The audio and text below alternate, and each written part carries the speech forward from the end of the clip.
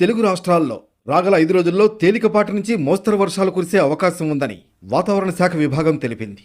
దక్షిణ కోస్తా, తమిళనాడు పరిసర ప్రాంతాల మీదుగా సముద్ర మట్టానికి 3.1 కిలోమీటర్ల ఎత్తుకు ఉపరితల ఆవర్తనం విస్తరించిందని, మరో ద్రోణి దక్షిణ కోస్తా, తమిళనాడు మీదుగా ఇంటీరియర్ కర్ణాటక వరకు సముద్ర మట్టానికి 0.9 కిలోమీటర్ల ఎత్తులో కొనసాగుతోందని వాతావరణ శాఖ తెలిపింది. రేపు బంగాళాఖాతంలో అల్పపీడనం ఏర్పడే అవకాశం ఉందని, 24 వరకు వాయుగుండంగా మారనుందని అమరావతి వాతావరణ కేంద్రం తెలిపింది. దాంతో ఏపీలో రాగల 3 రోజుల్లో తేలికపాటి నుంచి మోస్తరు వర్షాలు కురిసే అవకాశం ఉందని వెల్లడించింది. మరోవైపు కొంకణ్ పరిసర ప్రాంతాల్లో ఉపరితల ఆవర్తనం కొనసాగుతోంది.